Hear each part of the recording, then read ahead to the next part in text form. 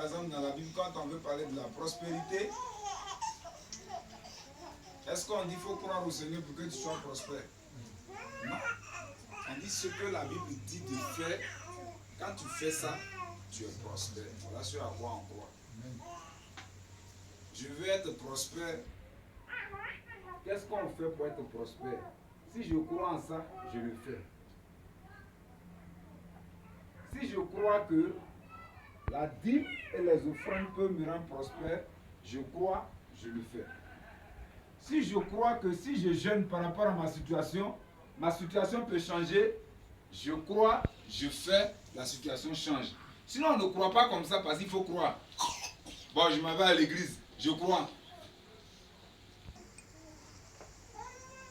Mais tu crois sur quelle base? Alléluia. Amen. On ne croit pas comme ça.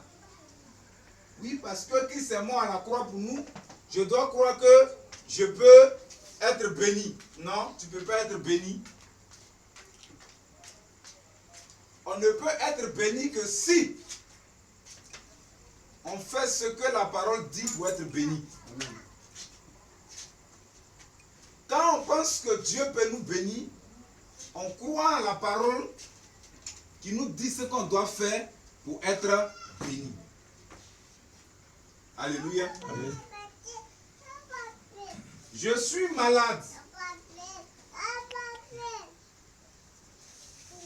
Je crois que Dieu peut me guérir dans ma maladie. Je dois d'abord chercher les causes de ma maladie. Alléluia. Amen. Ça peut être dû à un envoûtement, ma maladie. Ça peut être dû à un envoûtement. Et si c'est dû à un envoûtement, je crois que si j'ai la foi de ce que rien n'est impossible à Dieu, je peux être guéri de cet envoûtement. Alléluia. Amen.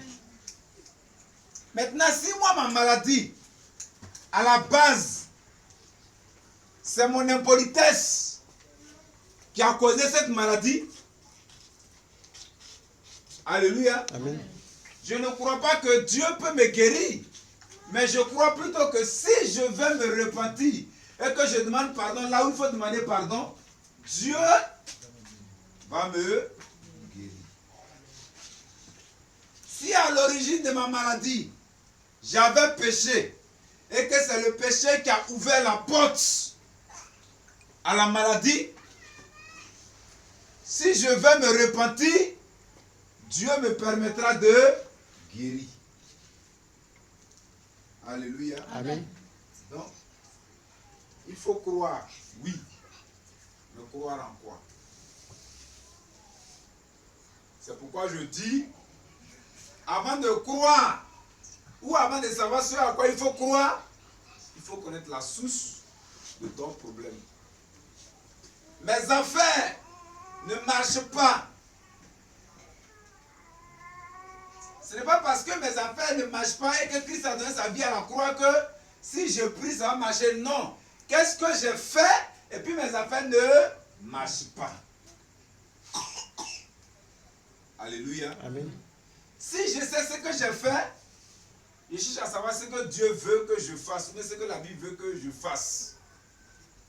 Si je crois que Dieu peut me sauver de cette situation, je fais ce que sa parole dit. Je ne sais pas si on se comprend. Amen. Est-ce que quelqu'un me comprend? Amen. Si tu me comprends, lève la main.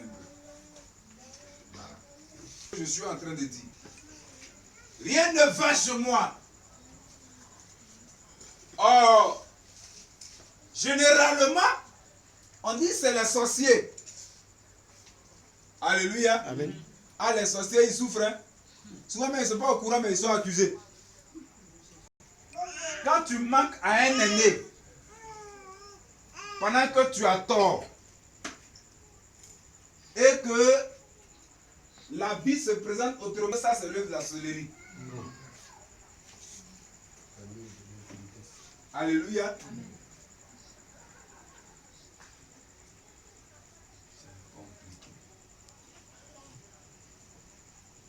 Je dois croire Mais je crois en quoi? Alléluia. Amen.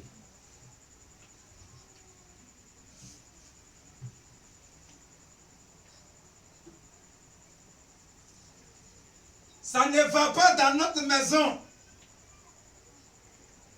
Alléluia. Ça ne va pas chez nous.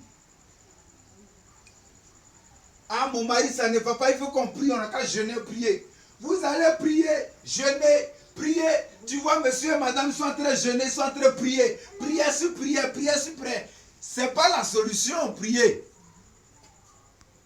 Ça ne va pas à la maison chez nous. Qu'est-ce qui s'est passé? Et puis ça ne va pas. Alléluia. Amen.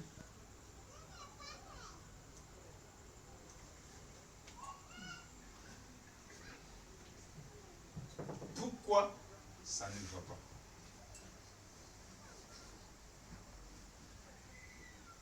Ça ne va pas chez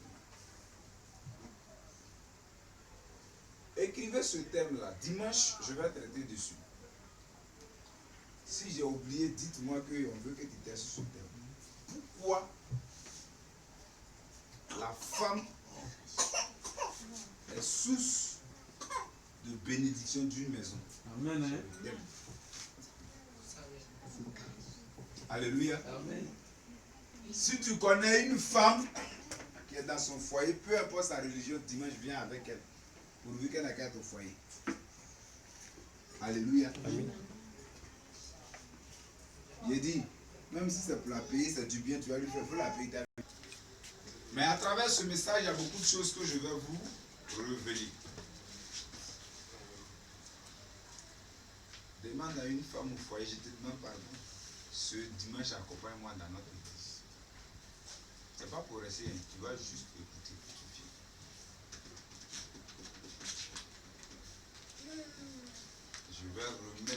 Je vais révéler aux femmes où est couché les clés de leur bonheur.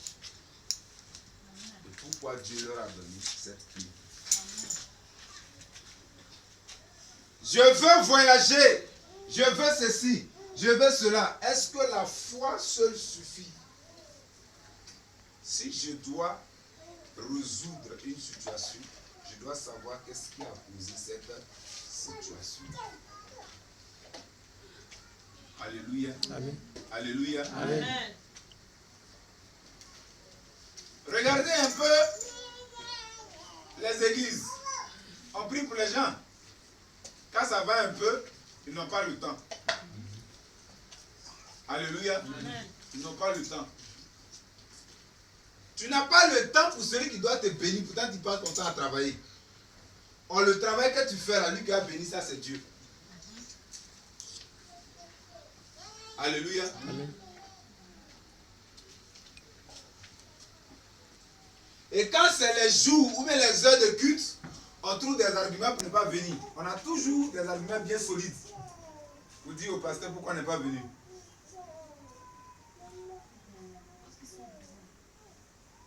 On n'a jamais ces mêmes arguments pour nos services.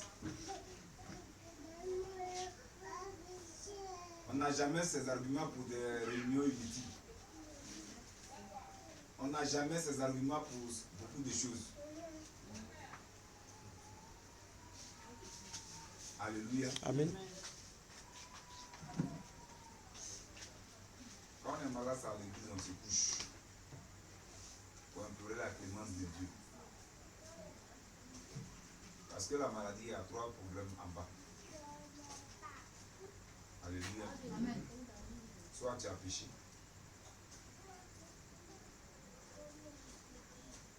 Soit ton ignorance a ouvert la porte à quelqu'un qui t'a frappé.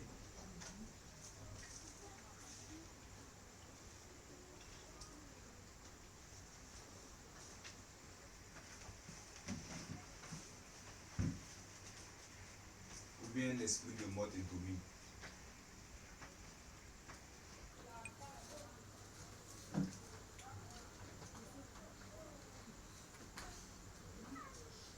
Lui qui trouve des excuses pour être dans la présence du Seigneur,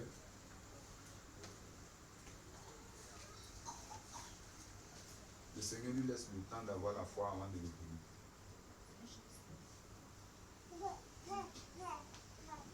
tu auras totalement confiance à Dieu, c'est à ce moment qu'il agit.